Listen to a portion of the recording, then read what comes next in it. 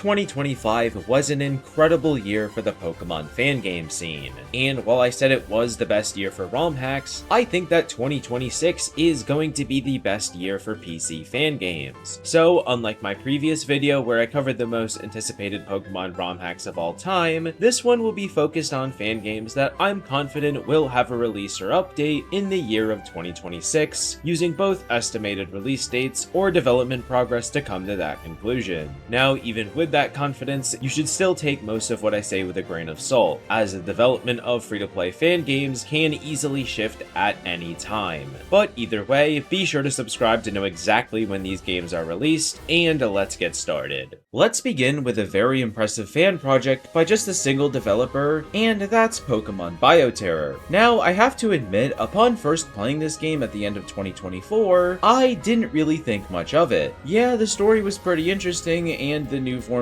were kind of cool, but it felt pretty lacking in most other areas. Over the course of the year though, the creator spent a lot of time polishing and updating the original release to where it now stands as one of the most well-made fan game demos I've played in recent years. But enough about how good it is, and onto what it actually is. You begin your story not in the familiar house of a small town ready to begin your journey, but instead in a world previously unknown to you, in a body that isn't even yours. Barely managing to escape the antagonist group, you begin to realize how much the world around you is in danger, and how much you need to give to save it. The game does an incredible job of connecting its new forms and other systems to the story and environment, and with custom weather types, Pokemon from generations 1 through 9, and a ton of other anti-grind features, its gameplay is very far from boring. Right now, Bioterror has a demo with about 10 hours of main story content, and while the developer has confirmed that the next update won't likely be before the end of this year, progress still looks to be going smoothly and gives me a lot of hope for the future.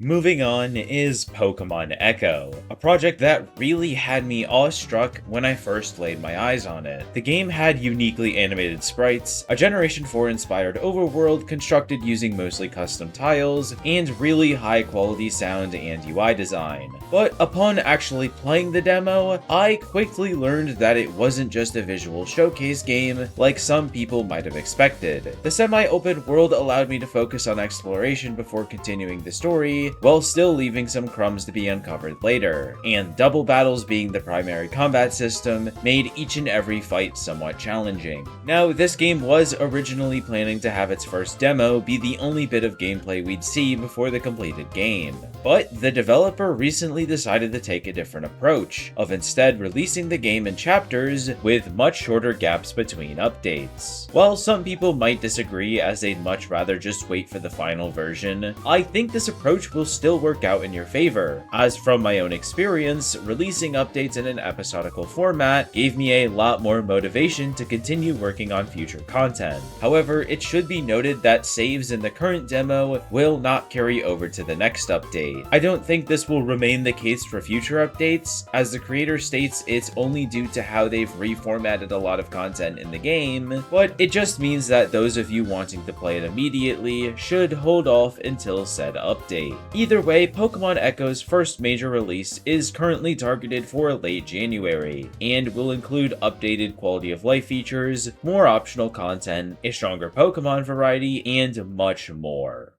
With such a large number of Johto-based fan projects released this year, many people have been left wondering if other regions outside of the first three would also receive high-quality adaptations. Well, if you're one of those people, then I'm sure you'd love to hear about an upcoming game called Refulgente Platinum.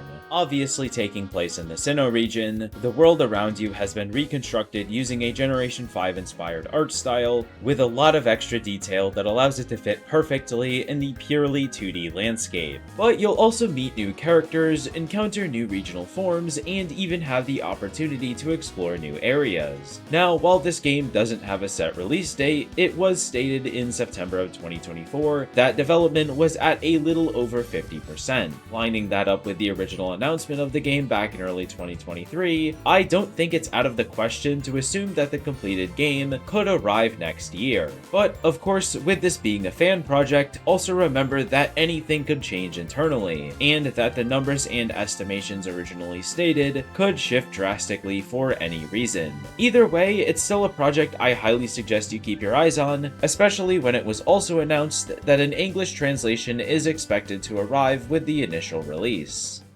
On the topic of enhancing or adapting existing regions, one fan game I'm really looking forward to more of is Pokemon Royal. Its goal was to reimagine the Galar region with an improved story, additional routes with updates to existing ones, the inclusion of every canon Pokemon, and tons of other new features, all while being in a 5th generation inspired art style to deliver the most visually appealing experience possible within the restrictions of the 2D landscape. I have to be honest, while I thought the current state of the story changes weren't too impressive, the game's first demo still blew me away with both its graphics and gameplay mechanics. With such a high quality first release, of course people are going to be looking for more, and I can't say I'm any different, having finished the available content in just a single sitting. Well, by taking a look at the creator's Twitter, you'll actually find an announcement stating that they took somewhat of a break to work on other things, but mentioned that the next demo is around 50% done, and that they'd like to have a release by sometime next year. If you'd still like to get a taste of what the game has to offer though, then I highly suggest checking out its available demo, because although it only goes up to the 3rd gym, it's still a very fun and extremely polished experience that won't leave you disappointed if you aren't afraid of unfinished games.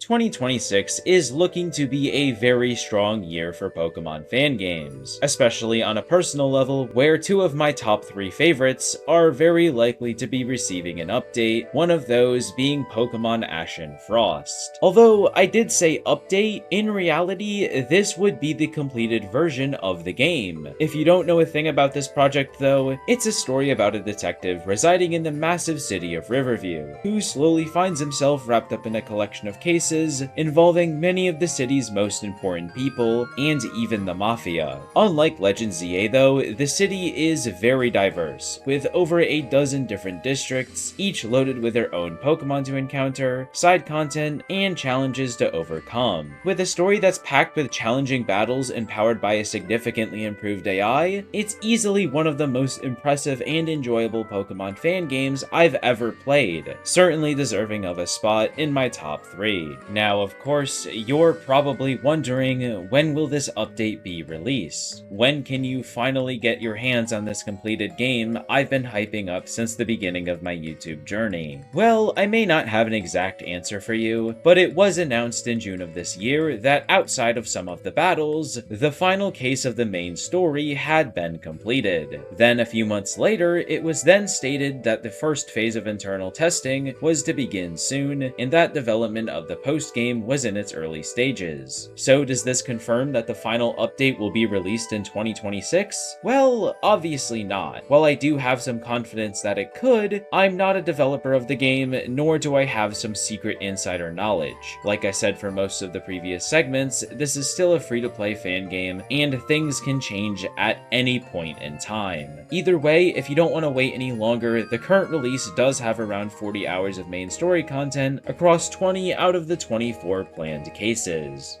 Up next is probably one of the most widely anticipated Pokemon fan games of all time. Ever since its English version dropped in 2024, Unbreakable Ties has had an almost non-stop train of hype following behind it. And having played the game myself, I can't say I'm really surprised. It has really well constructed cutscenes, Pokemon from all 9 generations, an expansive region to explore, and just enough quality of life features for you to not feel held back. Over the course of 2025 though, the creator would spend a lot of time fixing and polishing a lot of issues in the game. This obviously included new features and updates to existing content, but also improving the character art across the board. With all of that said, the next question in your head is most definitely, when will the next update actually come out? Well, after doing some digging in their Discord, I was able to find that the next version of the game is currently planned for 2026, and will include a sizable amount of new story content, as well as finishing up the character art overhaul. I'll admit I do have some gripes with this game and can't say it's one of my personal favorites, but it's still extremely impressive for its small development team and definitely has a lot of love and effort going into it. So if you'd like to keep up with the game's progress, then definitely check out the creator's Twitter account located in the pastebin below, or even join the game's Discord. But just like most of the other projects on this list, if you feel you can't wait for its next update, I still think its current release is very much worth the playthrough.